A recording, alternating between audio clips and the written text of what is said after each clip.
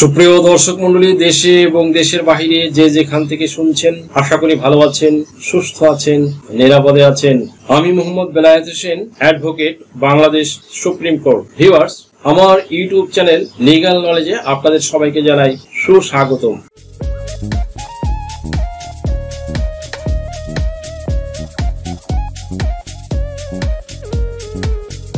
Viewers, আজকে দুর্দান্ত একটি টপিক নিয়ে আপনাদের সামনে হাজির হয়েছি। টপিকটি হলো যে 9 ধরনের জমি এখন থেকে আর নামজারি করাতে পারবেন না।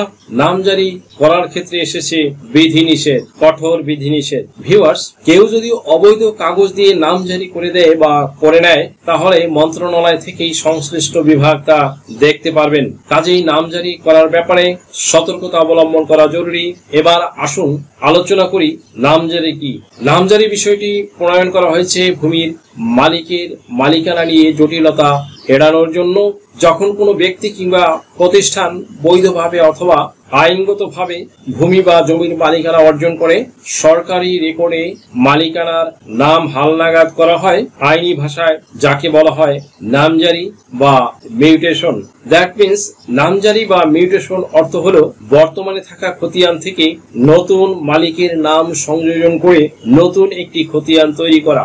এবার আসুন জেনে নেওয়া যাক কোন 9 ধরনের জমি 2025 সালে নামজারি করাতে পারবেন না। 1 নম্বরে, দলিলের সাথে রেকর্ডের মিল না থাকলে। দলিলের সাথে যদি রেকর্ডের মিল না থাকে তাহলে নামজারি করাতে পারবেন না। কোনোভাবে যোগসাজশ করে নিলেও তাহা আইনগতভাবে অবৈধ হবে। এটা কোনোভাবেই কিন্তু এটা বৈধ হবে না। যেমন ধরুন, সে ফর আপনার দলিলে আছে 10% জমি আর রেকর্ডে আছে 20% জমি। এমতাবস্থায় বর্ণিত জমি বিক্রয় করতে গেলে ঝামেলায় পড়তে হবে। এসব ক্ষেত্রে আইনজীবীদের মাধ্যমে আইনিভাবে দলিলের সাথে রেকর্ড সংশোধন করে নিতে হবে। যদি দলিলে ভুল হয়ে থাকে তাহলে দলিল সংশোধন করতে হবে, আর যদি রেকর্ডে ভুল হয় তাহলে রেকর্ড সংশোধন করতে হবে। সুপ্রিয় দর্শক মন্ডলী, এরপরে রয়েছে 2 নম্বরে, যদি মালিকানার শর্ত বিলোপ হয়। সেই ক্ষেত্রে যদি মালিকানার শর্ত বিলোপ হয়, যেমন ধরুন কোনো হিন্দু ব্যক্তি দেশ ভাগের সময় ভারতে চলে যায়, এসব হিন্দু সম্প্রদায়ের লোক তাদের জমি জমা রেখে ভারতে চলে গেলে অনেকেই প্রতারণা করে, ছলচাতুরি করে, জালিয়াতি করে নিজের নামে রেকর্ড খতিয়ান করে নিয়ে ভোগ দখল করছে। এক্ষেত্রে ভূমি বিষয়ে নতুন করে জটিলতা তৈরি হতে পারে বলে আশঙ্কা করা হচ্ছে। কারণ ব্রিটিশ আমল থেকে ভারতে স্থানান্তর হওয়া অধিকাংশ হিন্দু তাদের জমি এক বা একাধিক ব্যক্তির কাছে বিক্রি করেছে। তারা ফের ওই সব জমি দাবি করলে এসব নিয়ে বড় ধরনের জটিলতা দেখা দেবে, আর তখন এই জমিগুলো নামজারি করা যাবে না। 3 নম্বরে রয়েছে ভেস্টেড প্রপার্টি। সংক্ষেপে একে বলা হয় ভিপি সম্পত্তি হিসেবেই এটা অধিক পরিচিত। 6/9/1965 তারিখ হতে 16/2/1969 তারিখ পর্যন্ত তৎকালীন পূর্ব পাকিস্তানের যে সকল নাগরিক ভারতে গমন ও অবস্থান করেছিলেন, 1950 সনের বাস্তব সম্পত্তি এফিকাস প্রপার্টি আইনের অধীনে তাদের সম্পত্তিকে ভেস্টেড প্রপার্টি এর অন্তর্ভুক্ত করা হয়। এগুলো সম্পত্তির নামজারি কিন্তু করাতে পারবেন না। ভিউয়ার্স, এরপরে 4 নম্বরে রয়েছে শিকস্তি পয়স্তি জমি। নদীর উপকূলে আপনার জমি আছে, আপনি ভোগ দখল করছেন, কিন্তু যখন তা নদীর গর্ভে ভেঙে যাবে তখন কিন্তু আপনার মালিকানা বিলুপ্ত হয়ে সরকারি মালিকানায় চলে যাবে। চর উঠলেও আপনি কিন্তু ওই জমি আর পাবেন না। চর উঠলেও আপনি পাবেন না। তবে এসি ল্যান্ড বরাবরে আবেদন করে বড়জোর বন্ধকি নিতে পারেন। এসব জমি নামজারিও করাতে পারবেন না। শুধু বন্ধকি নেওয়ার ক্ষেত্রে আপনার একটু অ্যাডভান্টেজ থাকবে, অগ্রাধিকার থাকবে। এরপর রয়েছে 5 নম্বরে, মালিকানার প্রশ্ন নিয়ে যখন মামলা চলে এমন জমির ক্ষেত্রে। মালিকানার প্রশ্ন নিয়ে যখন আদালতে মামলা চলে এমন জমির ক্ষেত্রে নামজারি হবে না। আদালতের রায় ডিক্রি হওয়ার পরে আইনি ভাবে মালিক হওয়ার পরে কেবলমাত্র নামজারি করাতে পারবেন, অন্যথায় পারবেন না। ভিউয়ার্স, এরপরে রয়েছে 6 নম্বরে অবৈধ হেবা দলিল করা জমি।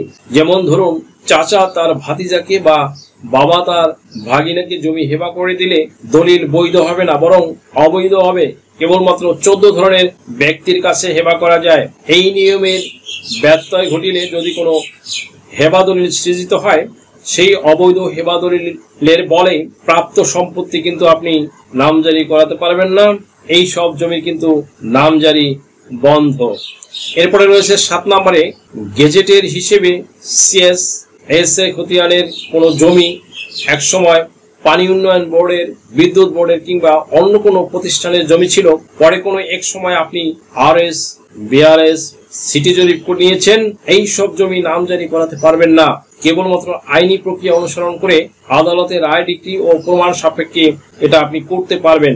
8 নম্বরে রয়েছে, প্রয়োজনীয় কাগজপত্র না থাকলে, যেমন সেফার লাইক ধরুন সকল বায়াদলিল, নামজারি খতিয়ান রেকর্ড না থাকলে নামজারি করাতে পারবেন না। ভিউয়ার্স, 9 নম্বরে রয়েছে ওয়ারিশ সম্পত্তি।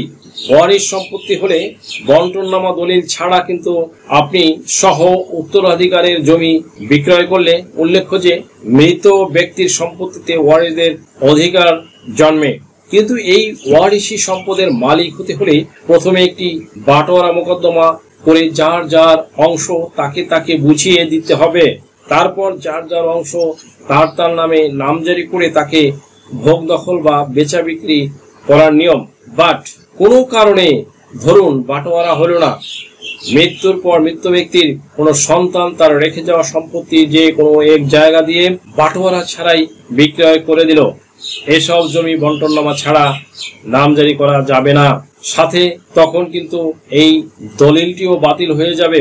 যে 9 ধরনের জমি 2025 সালের ভিতরে নামজারি বাতিল হয়ে যাবে বা নামজারি করাতে পারবেন না, আশা করি ভিডিওটি থেকে বুঝতে পারলেন। আশা করি ভিডিওটি থেকে সামান্যতম হলেও উপকৃত হয়েছেন। যদি ভিডিওটি আপনাদের সামান্যতম উপকার আসে তাহলে রিকোয়েস্ট করব চ্যানেলটি লাইক, শেয়ার, কমেন্টস এবং সাবস্ক্রাইব করে পাশে থাকা বেল বাটনটি প্রেস করে দিন, যাতে পরবর্তী ভিডিওর নোটিফিকেশনটি খুব সহজেই পেয়ে যান। সো আজকের মতো এখানেই শেষ করছি।